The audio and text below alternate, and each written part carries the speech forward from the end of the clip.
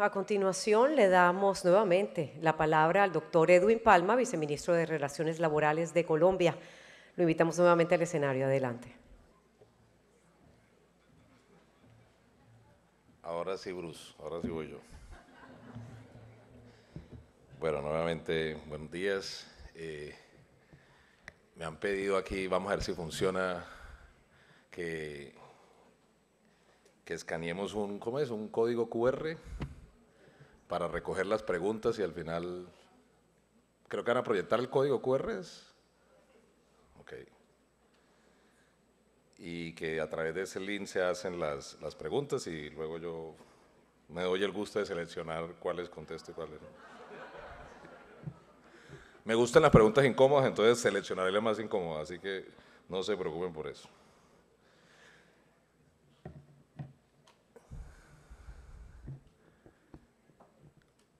Cuando estemos listos.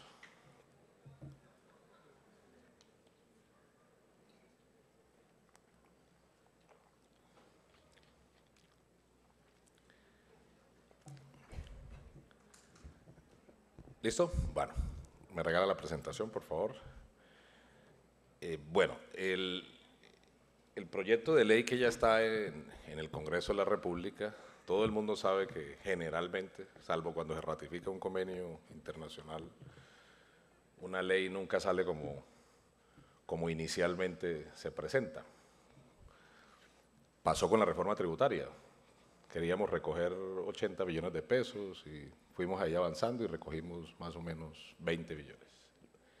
Pero esta iniciativa de reforma laboral, que además ha sido, es decir, pública, transparente, debatida, deliberada, escuchada, incluso cuando nosotros pusimos en la subcomisión de reforma laboral 18 temas, que fue noticia, dijimos temas, no artículos, y alrededor de cada tema pues habían distintas propuestas normativas, algunas cosas de los textos que fueron propuestas por los sectores empresariales o sindicales las modificamos, las quitamos, ahorita voy a hacer referencia solo a manera de ejemplo algunas, pero sin duda alguna en los debates alrededor del mundo del trabajo no son muy serenos, por regla general, porque siempre hay controversias y eso es normal. Es decir, no quisiéramos obviamente como gobierno cercenar ningún debate alrededor del tema. Ya lo mencioné aquí, lo más importante y bonito para nosotros y para quienes también somos apasionados del derecho laboral es que estemos hablando de estos temas. Entonces, por favor, avancen la presentación. Quiero señalar que… ¿con esto? Bien, gracias. Nuestra propuesta de reforma laboral pues tiene un fundamento, es decir, nosotros no nos inventamos esto de la noche a la mañana. Nosotros en la campaña, porque hicimos mucha campaña, nuestro presidente hizo 3 campañas presidenciales en su vida y la tercera fue la vencida, pero en esta última campaña nosotros propusimos hacer una reforma laboral. Lo que pasa es que estamos en un país en el que estamos acostumbrados en que no se cumpla lo que se promete. Entonces, nosotros que estamos cumpliendo lo que prometimos y que estaba en el programa de gobierno por el que votaron la mayoría de colombianos, estaba una propuesta de reforma laboral. Y estaba desarrollar el artículo 53 de la Constitución. Y por eso esta reforma laboral tiene un fundamento. Y voy a mencionar 6 fundamentos o 6 ejes en los que se basa nuestra reforma laboral. El primero, ya lo mencioné, el cumplimiento del programa de gobierno. Es un programa de gobierno con el que hicimos campaña. Yo particularmente hice campaña al Congreso y luego hice campaña a la presidencia con algo que denominamos en campaña el Pacto por el Trabajo, que era desarrollar una reforma laboral. Y lo hicimos con el movimiento sindical, que hizo parte sin duda alguna de este triunfo. Y ese programa de gobierno ganó en primera y ganó en segunda vuelta. Entonces nosotros tenemos una obligación política de cumplir lo que prometimos. Es la insistencia que nos ha dado nuestro presidente, la orientación que nos da el presidente es tenemos que cumplir lo que prometimos. Incluso él nunca han visto ustedes que él pida lealtad para con él. Él dice, yo pido lealtad para con el programa de gobierno, que hoy se traduce en el Plan Nacional de Desarrollo, cuyo primer debate ya pasó, y obviamente también, como él lo ha mencionado, el cambio está en las reformas, y particularmente en las reformas sociales. Entonces, el primer eje en el que se funda nuestra reforma laboral tiene que ver con el cumplimiento de nuestro programa de gobierno. Lo segundo es cumplir la Constitución. Yo creo que todos aquí estamos de acuerdo en que la Constitución es para cumplirla. Nosotros no estamos proponiendo cambiar la Constitución. Pareciera que quienes no gustan de los principios del artículo 53 de la Constitución sí quieren cambiar la Constitución. Porque para no hablar de estabilidad en el empleo, por poner un ejemplo, hay que cambiar la Constitución, porque es un principio que está en el artículo 53. Para no hablar de la movilidad de los salarios, hay que cambiar el artículo 53 de la Constitución.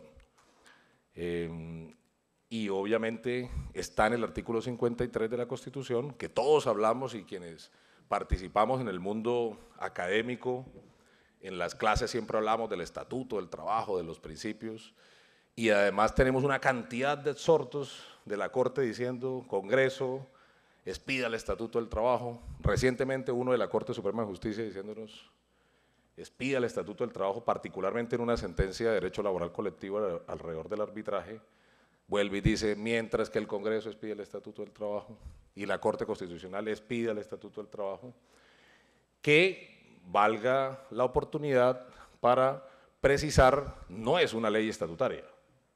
El Estatuto de Trabajo no es una ley estatutaria. Por aquí mi doctor Molina escribió un buen artículo sobre eso,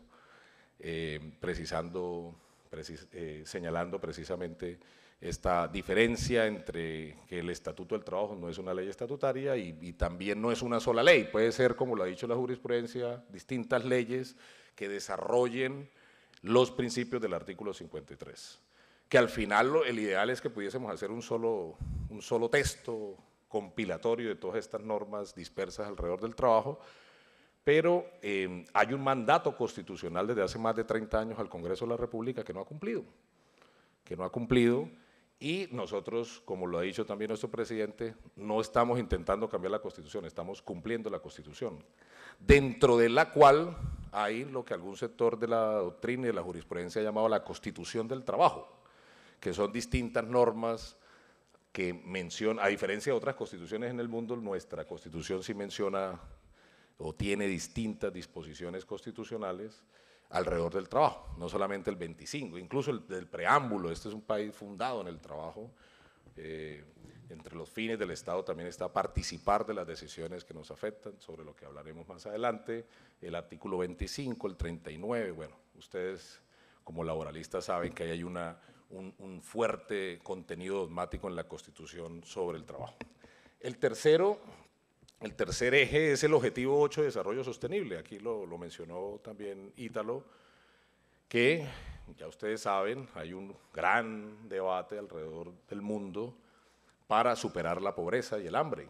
Y dentro de esos grandes objetivos está el de desarrollar trabajo decente, que es un concepto del tripartismo, no es un concepto nuevo ni inventado por nosotros. El tripartismo desarrolló el concepto de trabajo decente, que ustedes lo conocen, lo podemos profundizar, pero obviamente también nuestra reforma se funda en la necesidad de cumplir este objetivo.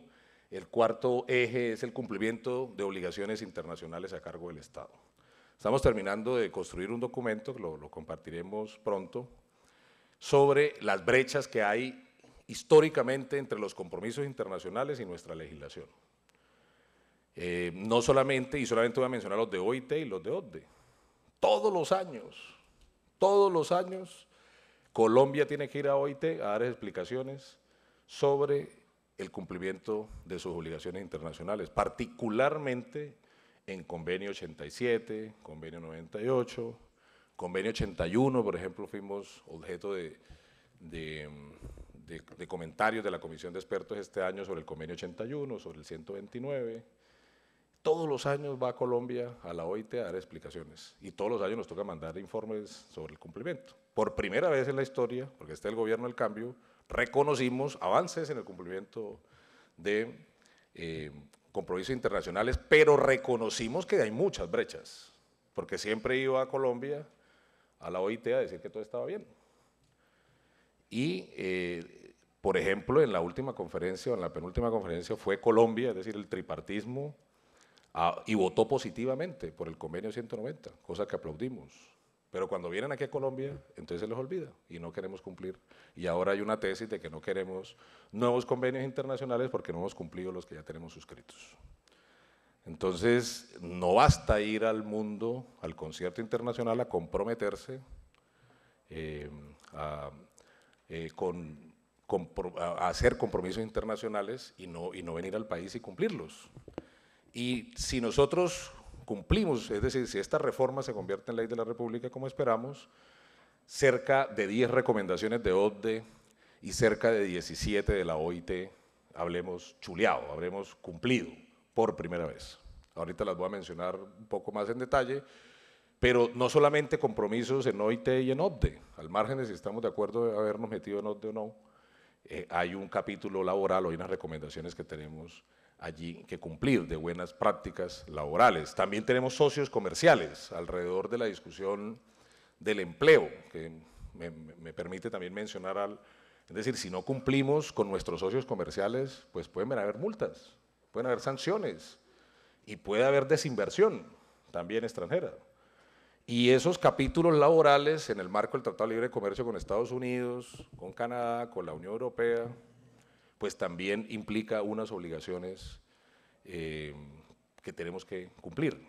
En 7 meses, 8 meses de gobierno, ha venido en 3 ocasiones delegaciones norteamericanas a decir qué ha pasado con el plan de acción laboral en el marco del Tratado de Libre Comercio. Ahora, puede que no les guste mucho, pero la mayoría de recomendaciones tienen que ver con derecho laboral colectivo, ahorita las voy a mencionar. Tiene que ver con proteger la vida de los sindicalistas, que pareciera obvio. Tiene que ver con fortalecer las organizaciones sindicales, con ampliarle el nivel de negociación colectiva, con romper las limitaciones al derecho de huelga. Eso lo ha dicho OCDE. Curiosamente, en el marco de las discusiones de la subcomisión, OCDE nos dijo, por ejemplo, que somos uno de los países que más trabaja. O, por ejemplo, nos dijo que la tercerización profundiza los niveles de desigualdad.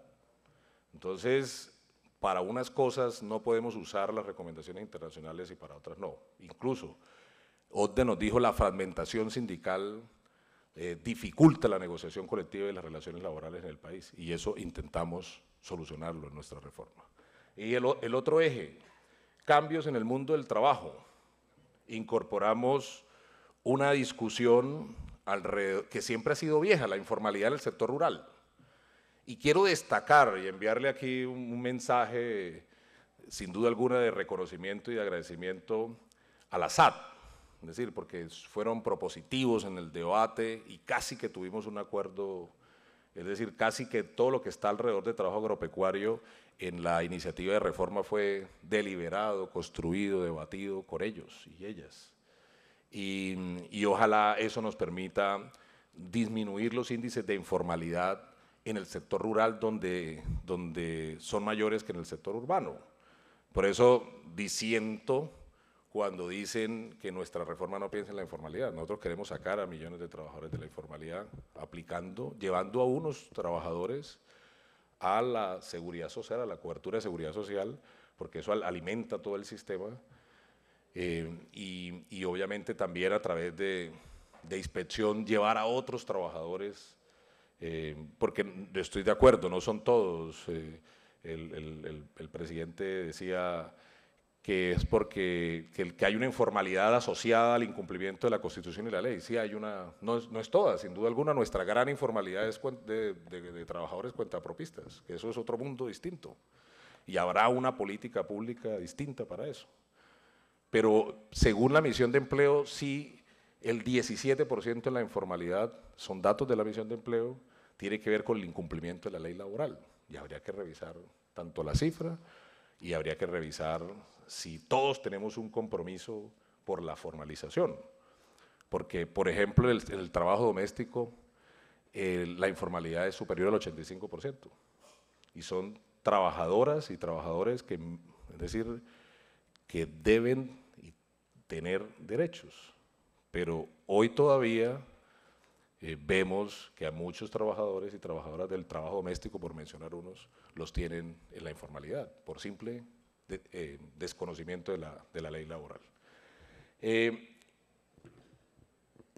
Bueno, el cambio del mundo del trabajo, mencionaba las plataformas, que también es un tema que ha tenido particular debate, pues un tema que se está discutiendo en el mundo. Es un tema que está discutiendo en el mundo. Hoy nosotros escuchamos dos experiencias en el marco de la subcomisión, la experiencia chilena y la experiencia española, sobre la cual la Universidad de los Andes también hizo un resumen sobre estas dos experiencias regulatorias. La experiencia española tiene 1 año de vigencia, acaba de ser evaluada, incluso patrocinó esa evaluación una de las plataformas que apoyó esa reforma, la ley Rider en España, cuyo contenido hoy se discute para ser aplicado en toda la Unión Europea, a través de la directiva de la Unión Europea. Nosotros creemos que eso se va a volver norma en todo el continente. ¿Cuál es la discusión mayor aquí en el país hoy? En si hay relación de trabajo o no. Y bueno, esa es una discusión interesante, muy interesante para los abogados laboralistas. Uno dijera desde el punto de vista técnico y jurídico, pues presunción de laboralidad ya existe. Después de que haya prestación personal del servicio, pues se presume que hay contrato de trabajo. Habría que revisar si hay subordinación o no, porque remuneración sí hay. Y la discusión está en la subordinación. Nosotros creemos que hay un contrato de trabajo y es parte de la discusión que hoy hay en el país, y no solamente en el país, sino en el mundo. Y nosotros incorporamos, esos son trabajadores que queremos llevar a la seguridad social. Si nosotros podemos sacar adelante esta reforma laboral, cerca de 150.000 trabajadores estarían cubiertos al sistema de seguridad social, y eso disminuye, insisto, los índices de informalidad. Y por último, también la formalización. Nosotros, insisto, no compartimos esta tesis de que no pensamos en la informalidad. Aquí hay trabajadores que queremos llevar a la informalidad, mencioné trabajadoras domésticas, trabajadores de plataformas, trabajadores rurales, aprendices, y si sumamos todos esos trabajadores y trabajadoras, estamos hablando de cerca de 2 millones de colombianos que hoy están por fuera de la cobertura de protección social, porque no ha habido, incluso en el trabajo rural, por eso hacemos algo especial, un contrato agropecuario, un jornal agropecuario, porque entendemos las dinámicas propias del trabajo en el campo y queremos que ellos estén cubiertos en el sistema de seguridad social. Esos son los ejes en los que está fundado nuestra reforma, y aquí vamos a hablar ahorita de 7 problemas que creemos que resuelve nuestra reforma, nuestra iniciativa de reforma. 1, la debilidad en la aplicación de principios que protegen las relaciones laborales. Toda esta discusión alrededor de si hay contrato de trabajo o no. Entonces aquí han salido distintas tesis, que el mundo ha cambiado. Yo estoy completamente de acuerdo, y la discusión hoy en las cátedras de derecho laboral individual es esa. El mundo ha cambiado, ahora los jóvenes entonces que no quieren cumplir horario, que los jóvenes no quieren trabajar 20 años, que los jóvenes, toda esta tesis de los millennials, de los centennials, el concepto hoy de la sociología del trabajo alrededor de la soberanía del tiempo. Y claro, el trabajo ha cambiado, la pandemia incluso aceleró esa transformación del trabajo. Mucha gente hoy se quedó en la casa, con teletrabajo, con trabajo a distancia, trabajo remoto. Eso era impensable antes de la pandemia. Las plataformas digitales, hay una aceleración de los cambios en el trabajo, pero siempre la discusión es, ¿esos cambios en el mundo del trabajo los vamos a dejar para que los regulen las normas civiles y mercantiles o para que los regulen las normas del derecho del trabajo? Y esa no es una discusión tranquila ni serena, ni solamente del país, del mundo. Todo el mundo está dando esa discusión. Si llega ya o no el derecho del trabajo, si la regulación alrededor del derecho del trabajo hoy, de trabajo subordinado, trabajo independiente, es suficiente para abarcar todas esas nuevas formas de trabajo, o hay que crear lo que algunos en la doctrina están señalando como la tercera vía, ¿sí? Que maneje la flexibilidad, que maneje la independencia, pero que le lleve derechos también.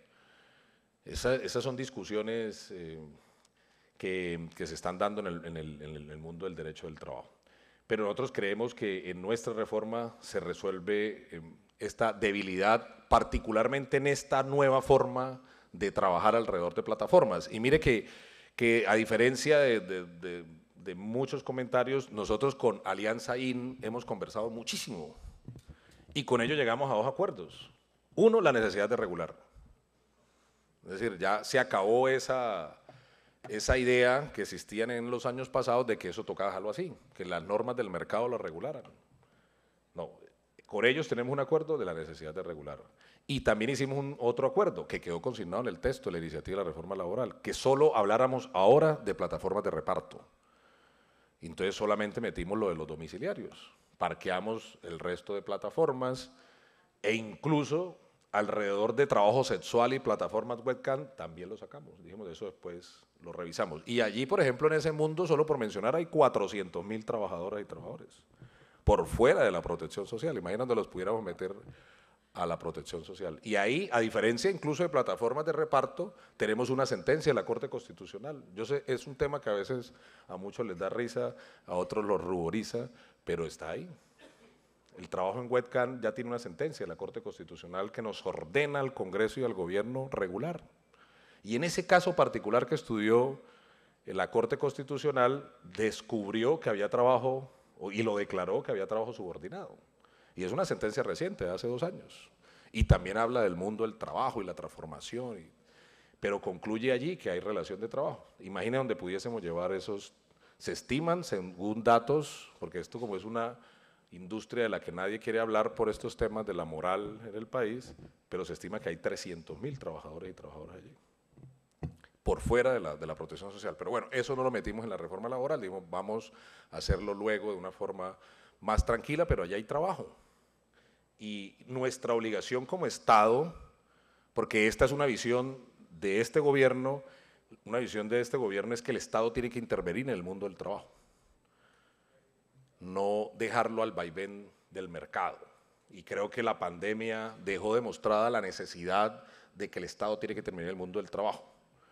Porque si no hubiese intervenido el Estado en el mundo del trabajo, pues no sé, yo creo que muchos no estuviéramos aquí, es decir, los sistemas sanitarios hubiesen colapsado peor de la situación tan grave que hubo, por ejemplo, pero muchos países, por ejemplo, nacionalizaron sus sistemas sanitarios, mejoraron las condiciones laborales de los trabajadores sanitarios. Nosotros aquí los llamamos héroes, porque el trabajo de ellos y de ellas nos parece valioso. Todos los días en las clínicas y en los hospitales, pero cuando hablamos de darle derechos, ahí sí no nos gusta. Y la Corte Suprema de Justicia incluso acaba recientemente de sacar una sentencia muy bonita que dice una forma de reconocerle su valor a una sociedad como la nuestra y de reconocer su importancia en la pandemia es darle trabajo decente. Esa frase ahí al final de la sentencia muy bonita de la Corte Suprema de Justicia, porque los trabajadores sanitarios del país están muy mal, muy mal. Y nosotros intentamos con nuestra reforma, ahorita lo mencionaremos, cruzada con la reforma de la salud, dignificar el trabajo en el sector de la salud. Porque, insisto, a nosotros nos parece muy bien el trabajo de muchas personas, pero cuando hablamos de darle derechos, entonces ahí sí no le damos el mismo valor. Lo segundo, la precariedad e inestabilidad de los contratos de trabajo. Nosotros hemos hablado de poner en el centro de la discusión de la reforma laboral el contrato a término indefinido, respetando las otras formas, el contrato a término fijo, el contrato por duración de obra, y quiero aprovechar la oportunidad para decirles a los autores del documento de la Universidad Javeriana que circuló hace poco como una propuesta alternativa o paralela, distinta a la nuestra o complementaria, que personalmente he leído el documento, hay cosas muy importantes para debatir. Por ejemplo, ellos proponen en este particular tema que el contrato se vuelva indefinido después de 5 años. Bueno, ahí hay una contrapropuesta. Y todo esto sirve para el debate que vamos a dar en el Congreso de la República. Nosotros ponemos el contrato a término indefinido como regla general porque creemos y estamos convencidos que la estabilidad en el empleo es un motor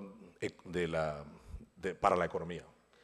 Y utilizamos, porque al final el derecho laboral que como derecho social solamente sus impactos pueden irse midiendo en el tiempo. Recuerden que la ley 789 era una ley condicionada en el tiempo y se había dicho que tenía que analizarse a los 2 años y no se hizo. Porque si se hubiera hecho ese análisis 2 años después, seguramente se hubiera derogado la ley y hoy no estuviéramos hablando de ella. Pero no se hizo, porque generalmente las reformas alrededor del trabajo pues se miden con el tiempo. Por eso 1 año de evaluación de la ley Rider en España y 1 año de evaluación de la reforma laboral en España conduce que cerca de 2 millones de contratos de trabajo a término fijo pasaron a indefinido y que esto tuvo un impacto positivo en la economía. Acaba de hacer un análisis el Banco de España. ¿Por qué? Porque pues un trabajador con estabilidad laboral pues desarrolla un proyecto de vida y consume y va al sector comercial, al del entretenimiento y también desarrolla el proyecto de vida de su familia, de sus hijos. Un trabajador con contratos de trabajo de 2 meses, de 1 mes indefinido, prorrogado eternamente por 30 años, porque los hay, pues, es decir, está el vaivén de la terminación del contrato y lo que hace es ahorrar. Y eso obviamente tiene un impacto en la economía, pero insisto, eso solamente lo podemos ver en el tiempo. Creemos que esa inestabilidad en el empleo, esa precariedad en el contrato de trabajo tiene que resolverse de esta reforma laboral y por eso ponemos como un punto importante y central de nuestra reforma. El tercer tema o el tercer problema que resuelve nuestra reforma es ese deterioro en los ingresos de los trabajadores. Sin duda alguna el sector empresarial dice son gastos, son costos, nosotros creemos que son ingresos a las familias trabajadoras que redundarán sin duda alguna en la demanda agregada. Insisto, habrá que ver, confrontar cifras, datos, que es importante para el debate. A nosotros nos dijeron inicialmente en este debate que el aumento de los costos era el 32%, luego Fedesarrollo dijo que era más o menos el 11%, luego en un caso concreto dijo que era el 18%. Nosotros, a través de los microdatos que nos proporciona la UGPP, podemos decir que no son tantos y que difieren en los sectores, insisto, será parte del debate en el Congreso de la República, pero sí ha habido un deterioro en el ingreso de los trabajadores, concretamente en lo que tiene que ver con recargos nocturnos y recargos dominicales, que ha sido pues, puesto en el debate público desde la campaña presidencial. Un cuarto problema a resolver con esta reforma, la inequidad con las mujeres en el trabajo. Ustedes ven en el articulado contenidos alrededor de eliminación de formas de violencia, redistribución del trabajo, jornadas flexibles, con el propósito también de cumplir lo que prometimos en campaña, la igualdad económica, igualdad salarial, que también fue objeto de promesa de campaña. El quinto tema es la atención a grupos de trabajadores en la informalidad. Ya mencionábamos trabajo doméstico, trabajadores de plataformas, trabajadores rurales. El sexto, que es un problema de este país, endémico, diríamos nosotros. Hay aquí relaciones laborales por regla general sin diálogo.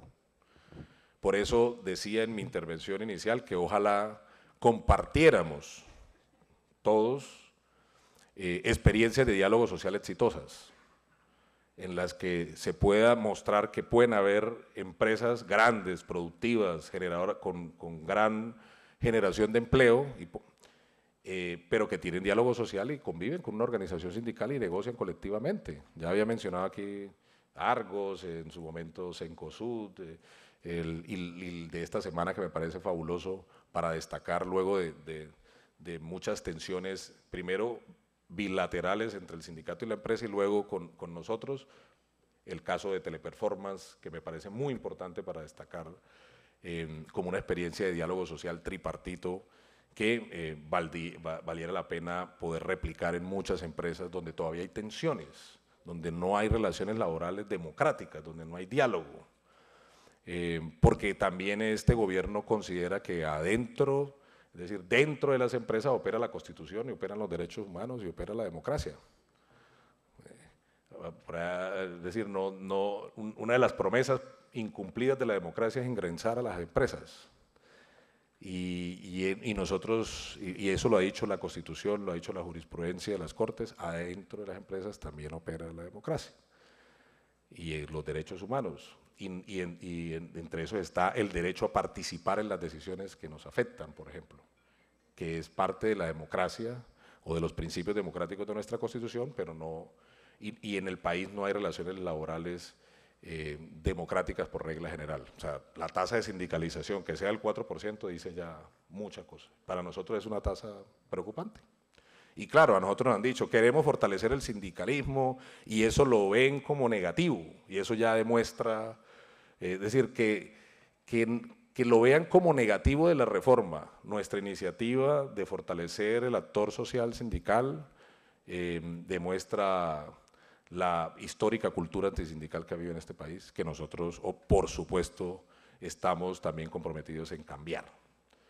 Y por eso reitero mi iniciativa o mi idea de que podamos compartir con todos los actores del trabajo experiencias de diálogo social tripartito. Y por último, en estabilidad jurídica, porque es decir, gran parte de los conflictos en el trabajo, desde el microconflicto hasta la huelga, en ocasiones se debe a inestabilidad jurídica, inseguridad jurídica, y regular algunas cosas que nosotros pretendemos hacer a través de este proyecto de ley, pues pueden evitar que haya esta inseguridad jurídica. Con esas precisiones sobre los ejes, sobre los problemas que intentamos resolver, también hay unos objetivos. Uno, fomentar la formalización en algunos sectores. La informalidad es un problema estructural, grande, que tiene distintas, uno pudiese dividirla como en tres grandes grupos. La informalidad, una asociada incluso a informalidad empresarial, que es decir, eso también necesita otro abordaje, otra política pública. Incluso hay un COMPES para la formalización empresarial, porque estamos revisando, y muchos tienen razón, aquí es muy difícil hacer empresa, y estas son otras medidas políticas o políticas públicas distintas a la de una reforma laboral para que haya más formalización empresarial, y obviamente esa formalización empresarial permita formalización laboral, porque mucha informalidad empresarial se traslada a informalidad laboral. Otras son cuentapropistas, ya lo había mencionado, trabajadores por cuenta propia, que eso es otro mundo.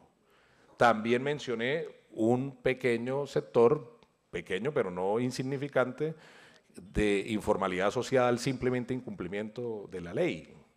Vimos por acá en estas tierras del Caribe un episodio el año pasado de una trabajadora, madre, cabeza de familia, migrante, en un establecimiento de comercio. No cualquier establecimiento de comercio, un gran establecimiento de comercio que no tenía seguridad social.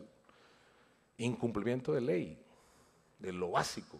Y ya mencionaba también el trabajo doméstico.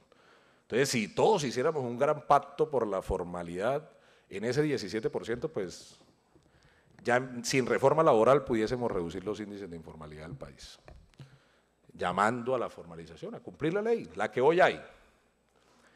Pero nosotros, a diferencia de cómo se ha señalado contra nuestra reforma, sí pensamos en la formalidad de millones de trabajadores en esta iniciativa.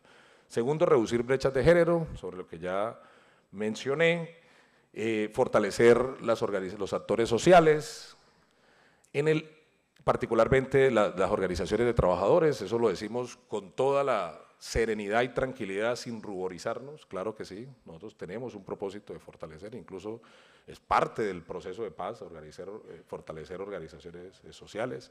Ojalá el actor social empresarial también se fortalezca, sin duda alguna, porque hoy se pone en tela de juicios como la crisis de representación tanto sindical como empresarial, ustedes lo saben. Un grueso número de trabajadores dice, a nosotros no nos representa el sindicalismo, y el sindicalismo hoy está dividido, atomizado, pequeño, pero también un grueso número de empleadores dicen, no nos sentimos representados en los que están en la comisión de concertación. Por eso hablemos por fuera. Eso será parte de otra discusión, como lo ha dicho nuestra señora ministra en otra oportunidad, pero no ahora. Pero ojalá los actores sociales se fortalezcan ambos, el empresarial y el sindical, para que ojalá a través de espacios de negociación colectiva sectorial pudiésemos llenar todos esos vacíos que no va a llenar la ley. Por eso nosotros creemos en la negociación colectiva sectorial. Y contaba la semana antepasada la experiencia del sector del banano. Allá 300 empleadores seleccionan 10 negociadores con plenos poderes, 35.000 trabajadores seleccionan 15 negociadores y acuerdan 300 convenciones colectivas en una sola. Y dicen ellos, cuentan su experiencia, dicen, pues antes nosotros teníamos en el mismo tiempo una huelga en una finca y en otra teníamos paz laboral y esto nos permitió estandarizar condiciones laborales y una paz laboral en un sector particular de la geografía y de la economía del país. Y aquí hubo experiencia de negociación sectorial en el sector eléctrico y la hay en otro sector, más en el sector público, pero nosotros sí creemos, como lo ha recomendado la OCDE y lo ha recomendado la OIT, que la negociación sectorial puede contribuir primero a redistribuir riqueza y segundo, obviamente a estandarizar condiciones laborales para que no permitan la competencia desleal de empresas en el mismo sector. Cuarto, humanizar el trabajo. Quinto, voy a acelerar porque ya veo el tiempo allí corriendo, garantizar la eficacia social de la ley laboral.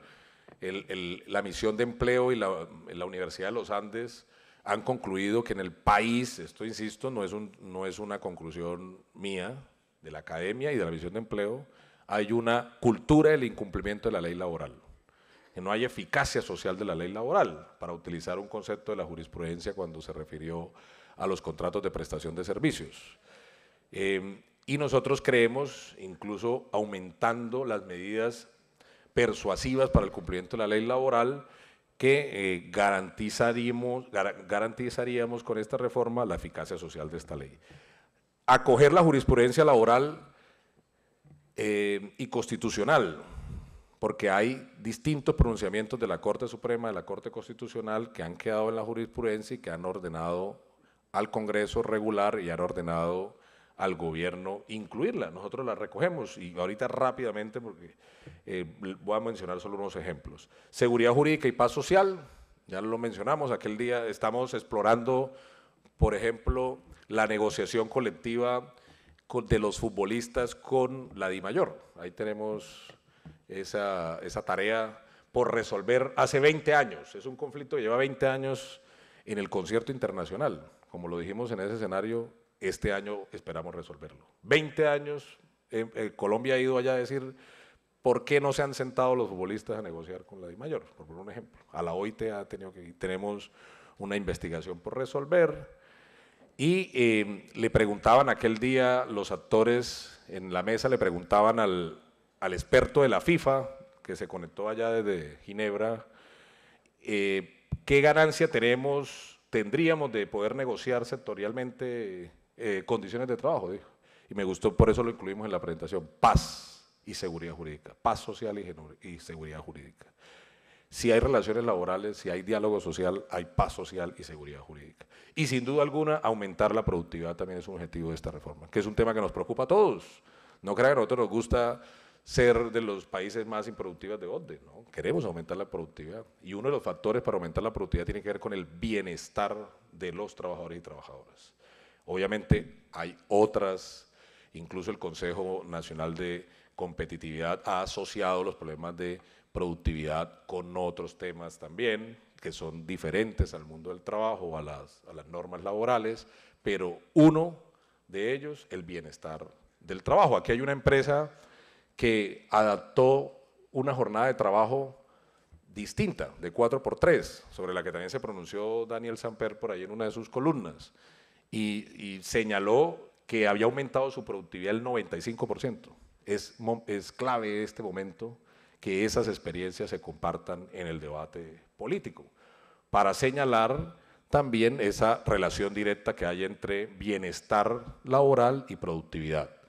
Porque no hay un informe, salvo uno que acaba de emitirse, que relacione la precariedad laboral con la salud mental de los trabajadores y trabajadoras. Acaba de salir un primer informe global, lo hizo el gobierno de España, en la que concluye que la precariedad laboral afecta la salud mental de los trabajadores y trabajadoras, y por eso muchos trabajadores y trabajadoras terminan en la drogadicción, en el alcoholismo y en el suicidio, incluso. Porque valdría la pena mirar si esa relación en Colombia también existe. Con eso, vamos al contenido, que ustedes lo conocen, porque sé que lo han leído bastante, por obvias razones. El contenido, básicamente, en individual, pues estabilidad laboral. Nosotros no, y aquí hago una precisión en este tema, no hay inamovilidad, como decían en el primer, mejor dicho, que pétrea, nada, no se puede mover un trabajador. Aquel día ponen el ejemplo más extremo, un ladrón en la empresa no lo puedo sacar. Mentira, eso es un mito. Ahí está. Claro, es un mito. Ah, ¿qué le estamos diciendo? Lo puede sacar, pero garantice el debido proceso. ¿Y eso es un invento de la reforma laboral?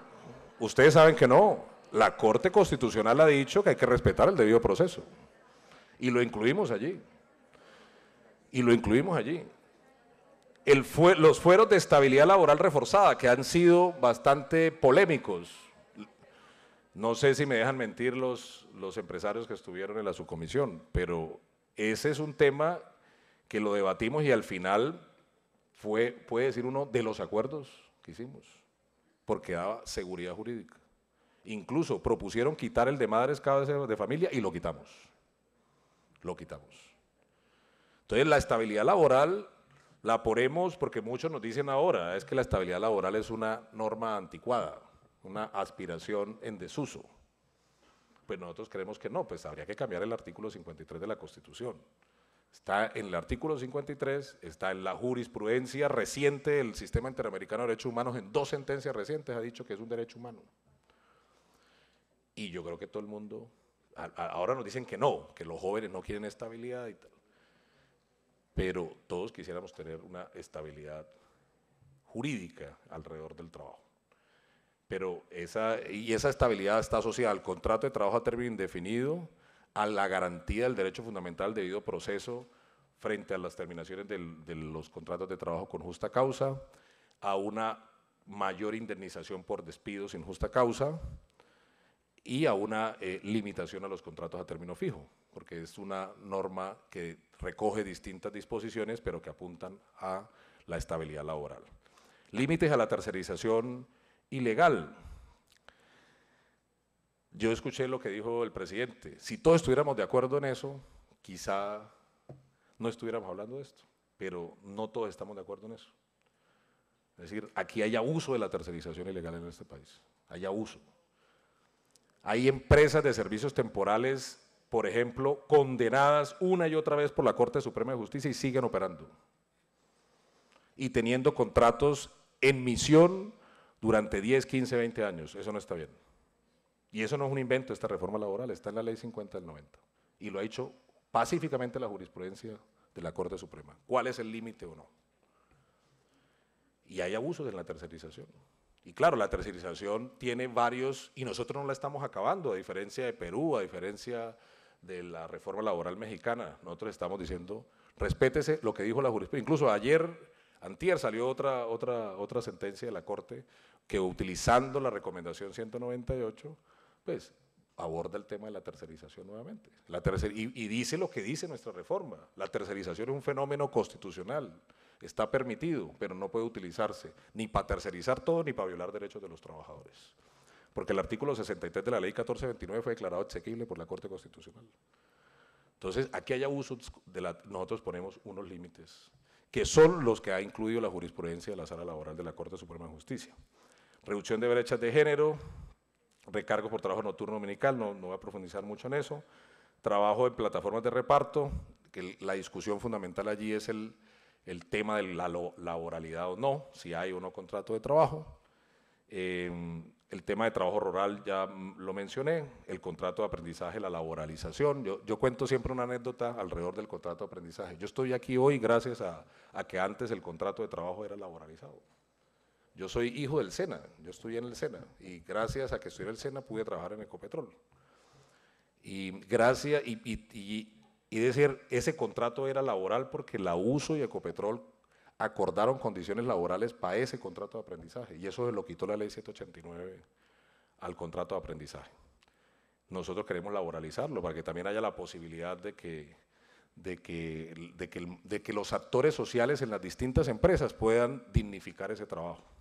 Ese trabajo, porque al final termina, así sea aprendizaje, termina siendo trabajo. Trabajo migrante y deportistas, allí vieron, son dos normas muy sencillas, no profundizaré sobre eso, lo mismo en transición energética y tecnológica, es como un colchón de derechos, un abordaje desde el punto de vista de derechos sobre qué pasa en el cierre de minas, en el cierre de campos de petróleo, en los impactos de la tecnología en el trabajo, y conciliación de vida familiar y laboral alrededor de esta flexibilización de jornadas, en fin. Y en derecho laboral colectivo, que es muy polémico, esto es lo que más a veces ha generado polémica, porque parece que hay una alergia colectiva al derecho laboral colectivo, que casi ya no se estudia.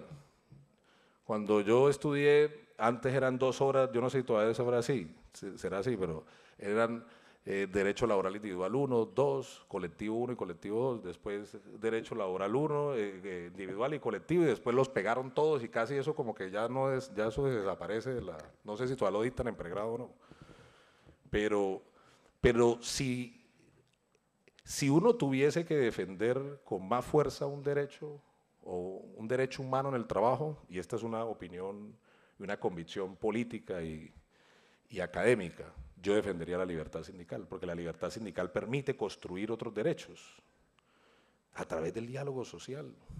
Ya puse una cifra que no es una cifra mía, es del Observatorio de la Javeriana, el 80% de los conflictos en el país se resuelven hablando, lo cual demuestra que los actores sociales no son irracionales, hablan, dialogan y acuerdan. Claro, hay actores sociales cansones, sí, pero por regla general se acuerda. Entonces, y también lo mencioné en mi intervención inicial, la mayor cantidad de recomendaciones internacionales son sobre derecho laboral colectivo, la mayor cantidad. La de fragmentación sindical que nosotros, anoche discutíamos un poco sobre esto en términos académicos y nosotros quisiéramos retarnos incluso a ese debate constitucional sobre si hoy es posible prohibir o no la multiafiliación sindical. Ustedes saben que hay sentencias de la Corte que dicen que no, pero en este mundo del derecho viviente y cambiante y con motivo del proceso de paz, del fortalecimiento de las organizaciones sociales, se podría plantear ese debate, eso lo dejo para la reflexión académica, desde el punto de vista jurídico.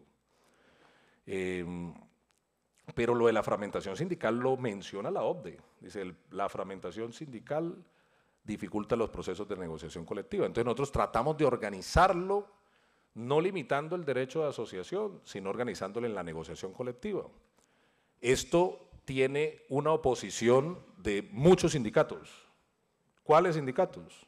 Los pequeñitos, los chiquitos, que están diciendo que los vamos a acabar. Allá le están poniendo queja ahorita a la ministra en la negociación estatal sobre eso, porque yo estoy negociando allá en el sector público, donde queremos emular el proceso de negociación en el sector privado, unidad de pliego, unidad de comisión negociadora, unidad y unidad convencional, en este caso. Eso ayudaría, obviamente ahí se revientan, no se hablan, se pelean, se discuten entre ellos, pero en el sector público llevamos varios años haciéndolo.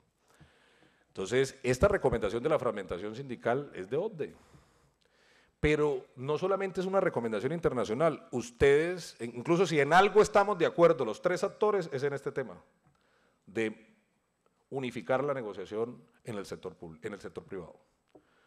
Y esto, sin duda alguna, es un tema que está incluido en nuestro texto. En la negociación colectiva, nosotros incluso nos dimos una discusión fuerte para tratar de llevarlo al Plan Nacional de Desarrollo, porque para nosotros es fundamental la negociación colectiva multinivel. En el articulado, estamos ahí todavía en la discusión, pero sí queremos desarrollarlo, no solamente por cumplir el convenio 154 de la OIT, también lo recomendó la OCDE. También creemos que esta es una forma de conversar. Ahora, estoy de acuerdo con lo que dijo el presidente, no todos los sectores están listos para eso. No todos los sectores, mencioné el caso del banano que ha funcionado hace 40 años. Hay unos sectores que pueden estar listos, él mencionó el petrolero, dijo que no por mí, pero yo sí creo que sí fue por mí. Pero hay otros sectores, el bancario, por ejemplo. Los actores sociales empresariales están bien organizados y los actores sociales sindicales están bien organizados. ¿Por qué no? Hay distintos sectores que pueden estar preparados para la negociación colectiva. Incluso nosotros aquí no desarrollamos mucho el tema, si ustedes ven nuestra iniciativa, lo dejamos a reglamentación para que lo hagamos con calma en el tripartismo, en la comisión, para que lo hagamos con calma y definamos. Incluso en la propuesta que hace la Javeriana están de acuerdo, pero dicen que voluntaria, ahí sí no nos gusta.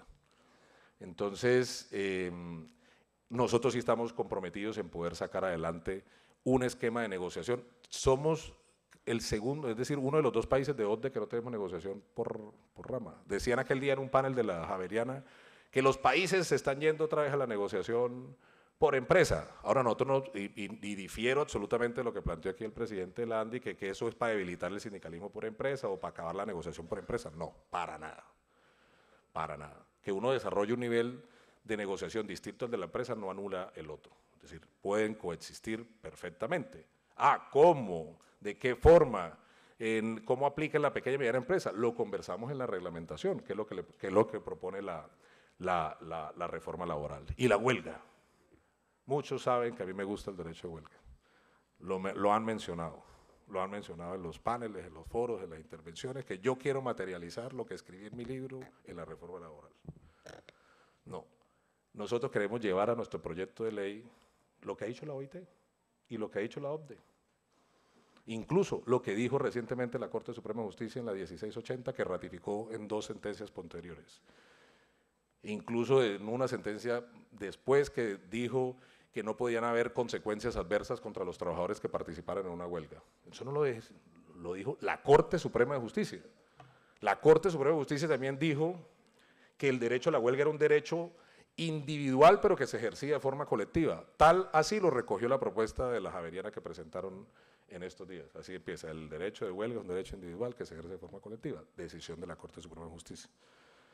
Que le quita los requisitos a las huelgas distintas a la huelga contractual. No se lo quitamos, lo positivizamos aquí, pero es decisión de la Corte Suprema de Justicia en su reciente sentencia. Y las recomendaciones, que son cerca de 10, que ha dado la Organización Internacional del Trabajo toda la vida, al margen de la discusión que ustedes saben que hay en la OIT sobre el derecho de huelga y si está consagrado o no en un convenio. En fin, al margen de esas discusiones, nosotros tenemos recomendaciones del Comité de Libertad Sindical y de la Comisión de Expertos toda la vida alrededor del derecho de huelga. Acaba de salir una sentencia de un juez, no ha quedado en firme, pero solo por mencionar este valor de las recomendaciones, que siempre ha habido diferencias entre los abogados laboralistas sobre si las recomendaciones son o no vinculantes. Y el sector empresarial dice que no. Y el gobierno también había dicho históricamente que no, nosotros creemos que sí. Y acaba de salir incluso una sentencia contra el gobierno ordenando aplicar las recomendaciones en el caso de ABDAP, el de Avianca. ¿Y alrededor de qué? Del derecho de huelga, donde nos dicen que lo que dijo la Comisión de Expertos, que el transporte no es un servicio público esencial y que la huelga, claro, está prohibida en servicios públicos esenciales, pero donde hay servicios públicos esenciales se pueden garantizar servicios mínimos. Eso es lo que dice nuestra propuesta de reforma laboral. Ahora, aquí, en estas cifras que mencionaba inicialmente, ya con esto cierro, no se hacen huelgas, porque los actores sociales son pequeñitos, un sindicalismo, el 90% de sindicatos de menos de 100 afiliados. Pero la garantía del derecho de huelga es propio de las sociedades democráticas. Ha habido huelgas recientes en Alemania, en Francia, incluso en lo que aquí consideran servicios públicos esenciales. y al final terminan resolviéndose los conflictos, porque al final la huelga no es un fin en sí mismo, es un medio, como todos lo sabemos. Y esas recomendaciones históricas están consignadas en nuestra propuesta de reforma laboral, que no quería yo empezar a leer artículo por artículo, porque además de antipedagógico eso, ustedes ya lo han leído, sino hacer unas referencias sobre las ideas que fundaron esta iniciativa que, pues obviamente, está hoy a consideración del Congreso y del debate público y del debate político y obviamente del mundo académico, que nos encanta que hoy no estén revisando cómo se calcula una prima de servicio, que es lo que generalmente ve uno, o las cesantías, esto, en derecho laboral individual, sino que en individual esté hablando de la tercerización, de la presunción de laboralidad, de la recomendación 198 y que en colectivo estén hablando sobre estas propuestas de… Entonces, bueno, muchas gracias. Esta es nuestra presentación. No sé ahora sí, ¿cómo es que miro aquí? Bueno, de una vez vamos a ver qué preguntas hay aquí. Uy, hay muchas, pero bueno, voy a coger aquí al azar.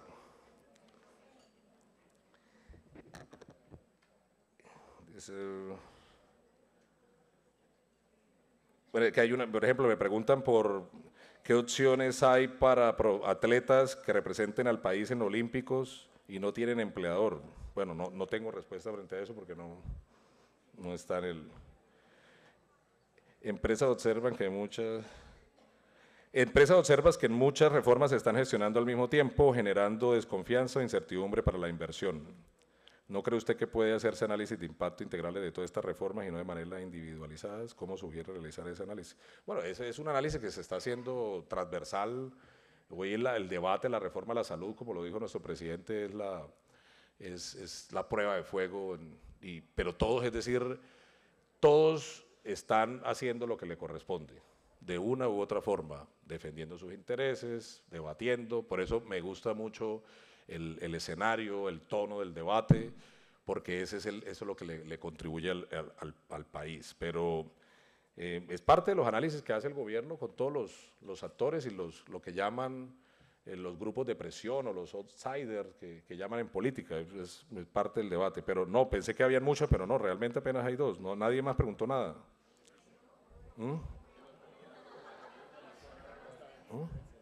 Ah, es que estas no eran para mí. Me metí en la que no era. Si se quiere incentivar los contratos a término indefinido, ¿por qué es el camino a la estabilidad? ¿Por qué se aumentan los costos de indemnización? Pues, es decir, primero porque nosotros dijimos que íbamos a dejar sin efecto la tabla de indemnización de la ley 189, lo dijimos desde campaña.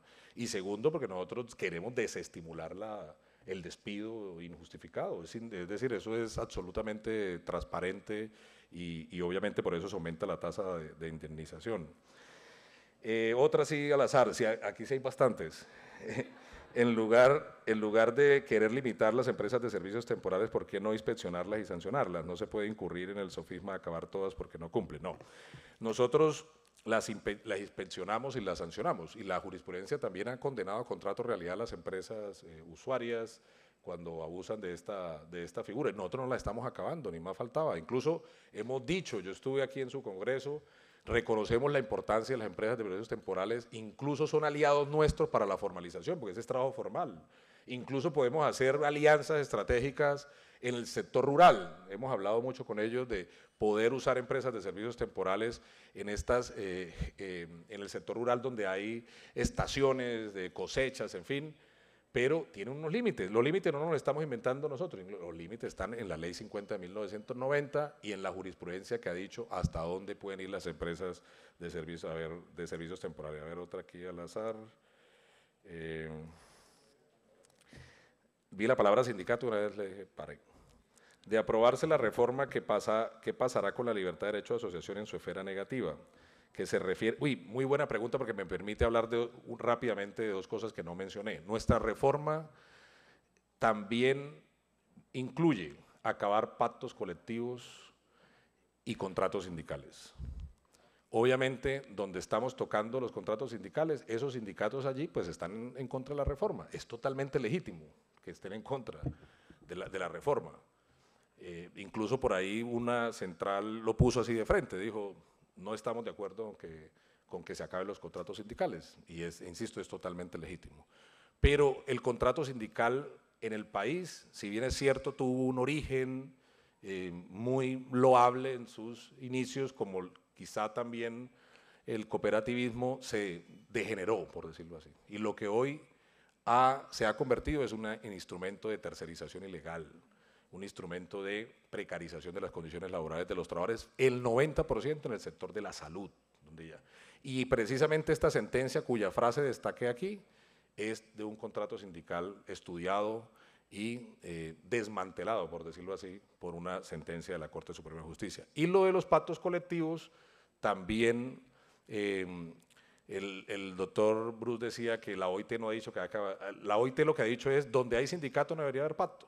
Bueno, es parte de la discusión, pero la OCDE fue más allá. La OCDE dijo, acaben los pactos, y nosotros acogemos esta recomendación. Será parte de la deliberación política en el Congreso de la República, pero también, y quedó claro en nuestra circular del Ministerio del Trabajo, también para nosotros la lectura que tenemos desde este gobierno es que el pacto colectivo es usado para que no nazcan sindicatos, para que no crezcan sindicatos y para acabar sindicatos. Y por eso nosotros, sin duda alguna, y esto también lo digo con total honestidad, tenemos la intención de que este instrumento no perviva en el ordenamiento jurídico como hoy existe. Bueno, yo creo que por temas de tiempo, o otra. Bueno, la última, bueno. A ver, por aquí. Desde el año 2002, la tasa de informalidad en las 13 principales ciudades se ha reducido en 10 puntos, no así en el sector rural y de regiones o ciudades pequeñas. ¿Usted cree que la negociación de industria o la extensión de beneficios de terceros ayuda a superar la informalidad? Creo que en la intervención lo recogí, pero en el sector rural ya habíamos visto, es decir, ya habíamos mencionado que la informalidad es mayor al sector urbano. Nosotros quizá no podamos resolver todo el problema de informalidad en el sector rural, pero si con este contrato especial y con este jornal nos permite llevar cerca de 1,5 millones de trabajadores rurales a la formalidad, pues habremos reducido los índices, y yo creo que todos estamos de acuerdo en la necesidad de que haya generación de empleo y reducción de índices de informalidad. Bueno, esto sin duda alguna, todos estos temas, los económicos y los de derecho del trabajo, están al orden del día y obviamente para nosotros como gobierno, nosotros no nos vamos a esconder, ni más faltaba de este debate. Saldremos a defender con la convicción que tenemos de que esta es la reforma laboral que necesita el país y obviamente también estamos de acuerdo en que todos las opiniones son importantes y también, como lo ha dicho nuestra señora ministra y nuestro señor presidente, intentaremos construir un acuerdo que facilite el debate legislativo. Y es la invitación que aprovecho para hacerles a todos y a todas los que están